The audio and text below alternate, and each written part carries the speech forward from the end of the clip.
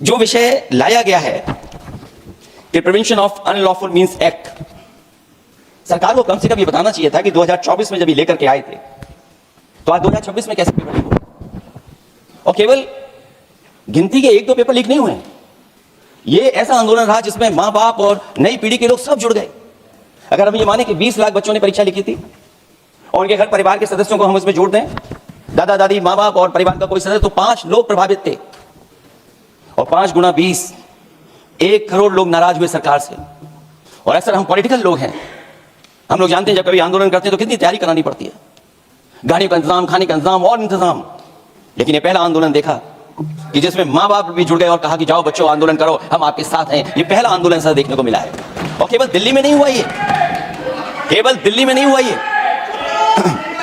अगर ये बात गलत है, अगर ये बात अध्यक्ष महोदय गलत लग रही है तो देश के होम मिनिस्टर साहब को ले आइए, वो सब एक्सप्लेन कर देंगे।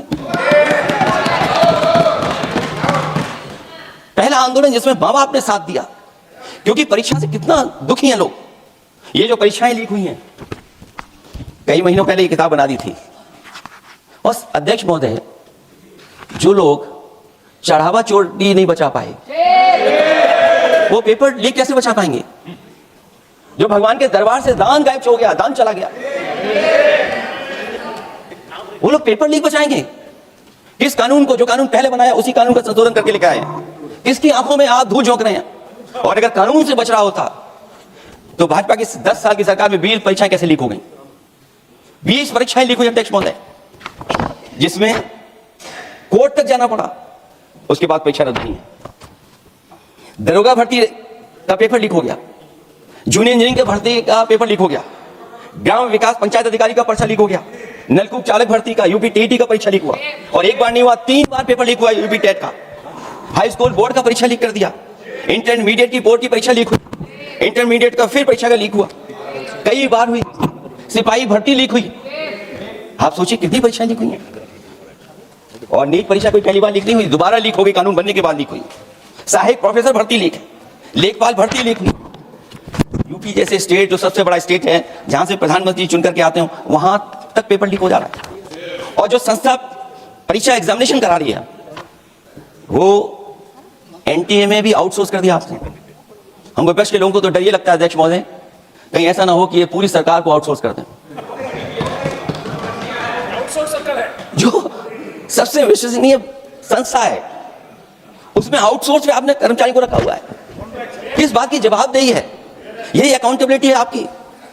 कहीं अकाउंटेबिलिटी ये तो नहीं है, आप अकाउंटेबिलिटी को ये कहीं समझ बैठे हो कि अकाउंट को भर दे वो एबिलिटी वाला ही हमें चाहिए, कहीं वो अकाउंटेबिलिटी तो नहीं है। आप बताइए, एनटीए को आउटसोर्स किया हुआ है आपने। जिस संस्था की जिम्मेदारी है महत्वपूर्ण परीक्षा कराने की, उसमें सब आउटसोर्स। और ये सच कहा कि कांग्रेस पार्टी के हमारे सदस्य ने मांग की है कि वो हम लोगों को पता होना चाहिए आखिरकार कौन लोग थे जो आउटसोर्स होकर के बैठ करके परीक्षा में इस तरह की घोटाला कर रहे थे। आखिरकार जवाबदेही क्या है, किसकी थी? और फिर केवल नीट की परीक्षा की बात करें और परीक्षाओं की बात करें,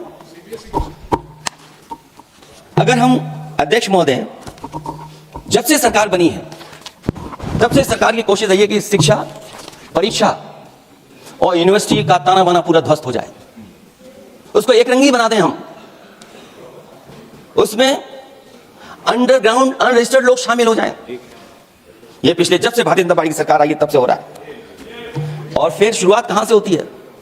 क्योंकि आप नहीं चाहते कि देश के गरीब लोग पढ़े लिखें, आगे बढ़ें। सरकार ने सबसे पहले हमला किया प्राइमरी स्कूल पर।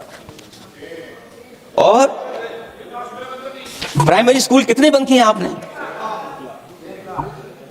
जहां से बच्चे की शिक्षा की यात्रा शुरू होती है।